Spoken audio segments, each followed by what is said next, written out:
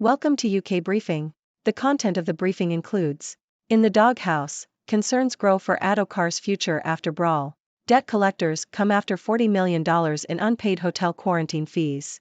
Leo Varadkar's Ireland has washed its hands of Ukraine. James Cracknell: I wouldn't welcome Farage back, he's a one-trick pony. Israel attack, what is Hamas, and other questions. In the doghouse, concerns grow for Addo-Carr's future after brawl. The Sydney Morning Herald. There are concerns about the future of Bulldogs player Josh Addo-Carr, following his removal from the Australian team due to his involvement in a brawl. There have been rumours that Canterbury may be preparing to move him on, although these were initially denied. Addo-Carr is a valuable player for the Bulldogs due to his high profile, but there are mixed views about him within the club. Some expect more from him as a senior player, while others are happy with his contributions on the field. The Bulldogs have gone above and beyond to accommodate Addo-Carr's needs and maintain his image, making his involvement in the brawl a disappointment to officials. Angus Crichton is still looking at the possibility of switching codes, with talks underway with two Super Rugby franchises.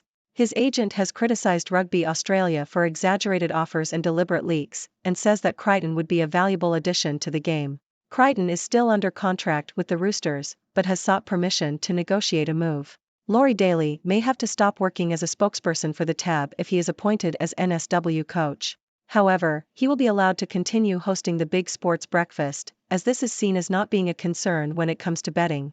The ARL Commission is reviewing the issue of betting and working for football clubs. Debt collectors come after $40 million in unpaid hotel quarantine fees. The Sydney Morning Herald.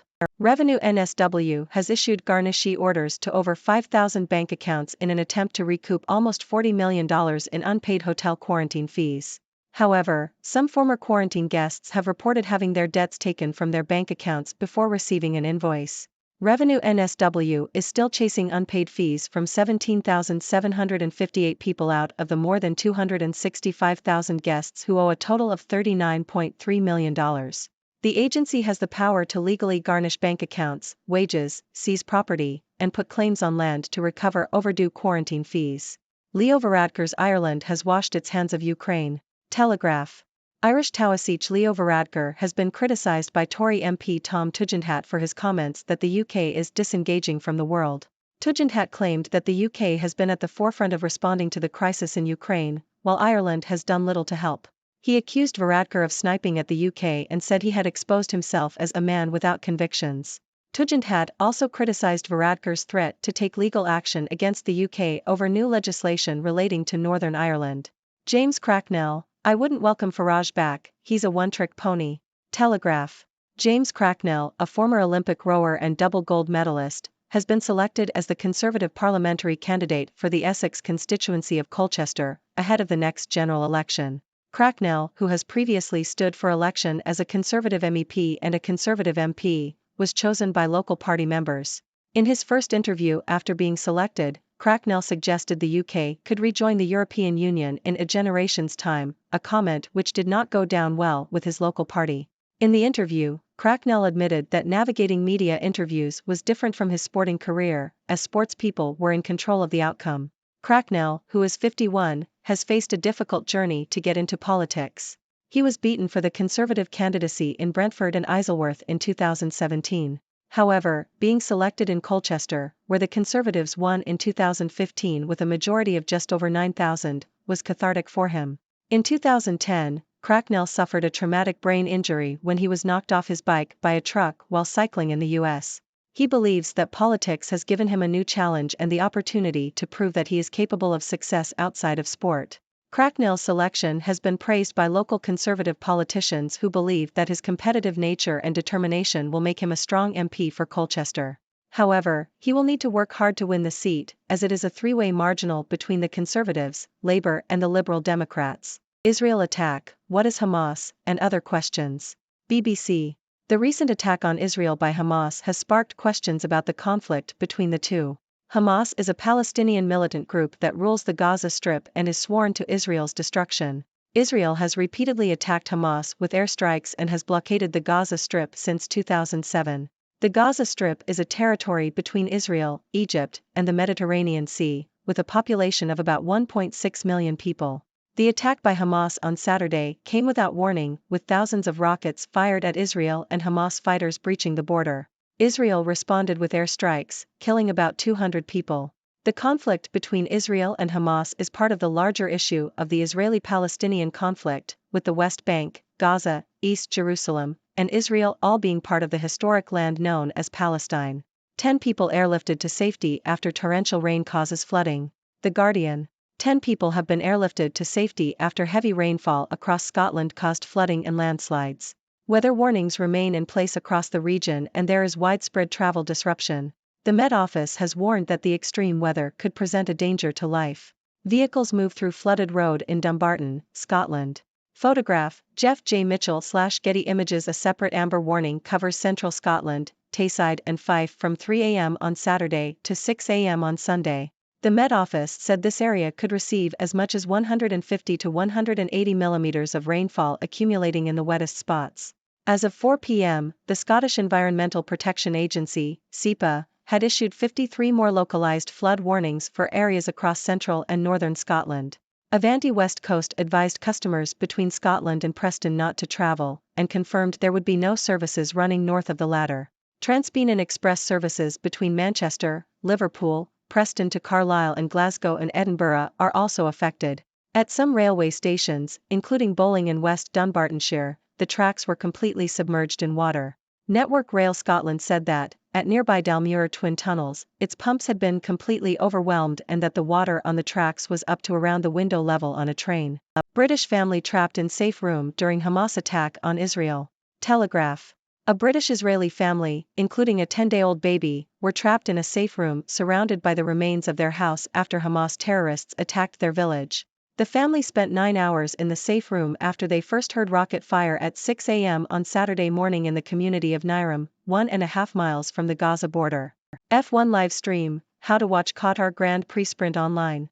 The Independent. Max Verstappen will start the sprint race in Qatar from third place as Oscar Piastri secured a surprise pole position. McLaren's Lando Norris will start alongside Piastri on the front row. Lewis Hamilton qualified in 12th place, while Verstappen can secure his third consecutive world championship if he finishes 6th or better in the sprint race. The sprint race will be broadcast live on Sky Sports F1 and ESPN in the US. Hamas says it has enough Israeli captives to free all Palestinian prisoners. Al Jazeera.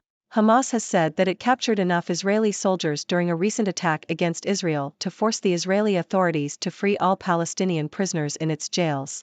Senior Hamas leader, Salah al-Arauri, said that Hamas had managed to kill and capture many Israeli soldiers, and that the longer the fighting continues, the higher the number of prisoners Hamas will have. The Israeli army has not given any figures for the number of soldiers captured, but has acknowledged that prisoners of war have been taken. A captivating English-Canadian-Icelandic union. The Guardian. Global Music Match is a project that connects musicians from different countries via the internet. 3 singer-songwriters, Lucy Ward from Derby, Adden Towns from Montreal, and Svavr Nutter from Northern Iceland, have collaborated on an album called Unanswered. The album features gentle romantic melancholia and unexpected subject matter, with each artist bringing their own unique style and perspective. The production by Steve McLaughlin adds depth and atmosphere to the record. The album is described as an unusual and captivating creation.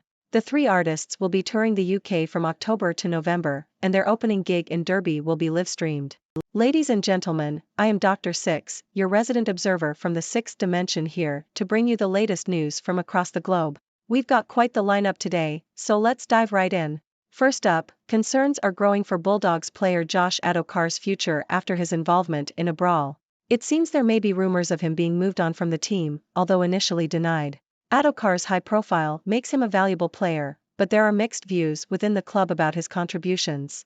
It's a disappointment for officials who have gone above and beyond to accommodate his needs and maintain his image. Looks like Addo-Carr might be in the doghouse this time. In other sports news, Angus Crichton is considering switching codes, with talks underway with 2 Super Rugby franchises. His agent has criticized Rugby Australia for exaggerated offers and deliberate leaks, and believes Crichton would be a valuable addition to the game. It'll be interesting to see if he makes the jump. Moving on, Laurie Daly may have to stop working as a spokesperson for the Tab if appointed as the NSW coach.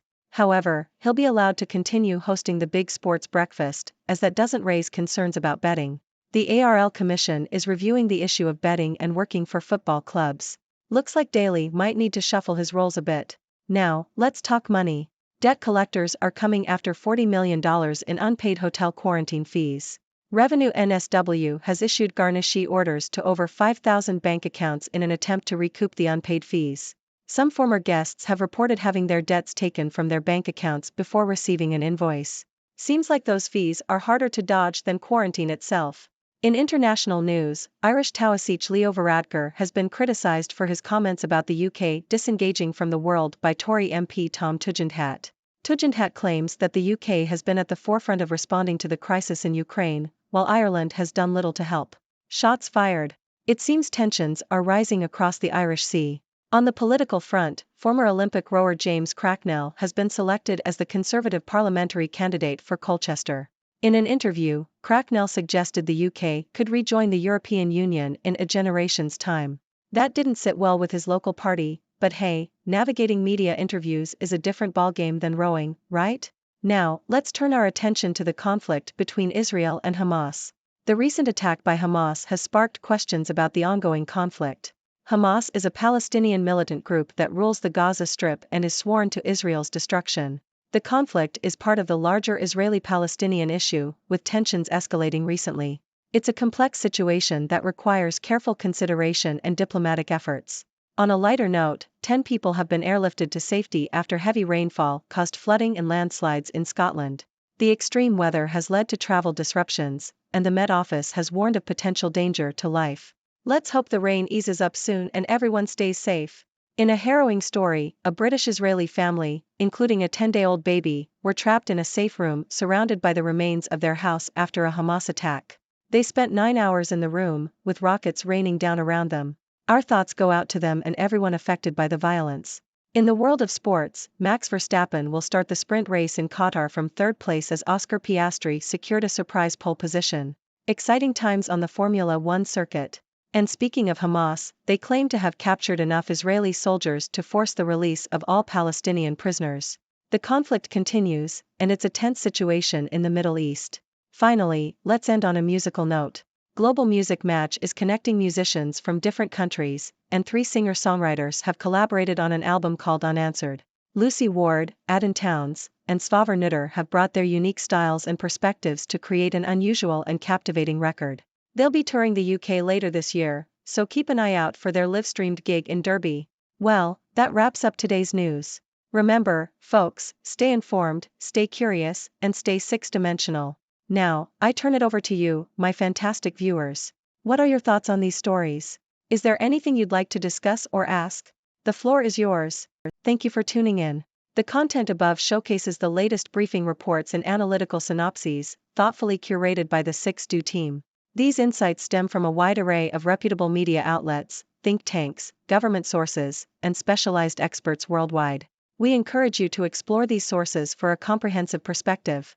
Keep in mind that while the content may not always align with the official standpoint of 6Do Brief, it's not meant to be taken as absolute directives for decision-making. Comprising seasoned media professionals, learned scholars, and accomplished scientists, the 6Do team embodies a trailblazing, fully independent media entity. To customize 6Do Brief to meet your professional needs, you have the option to subscribe to a diverse array of briefings on our website, 6dobrief.com. Regardless of your location, you can conveniently receive 6Do Brief via email.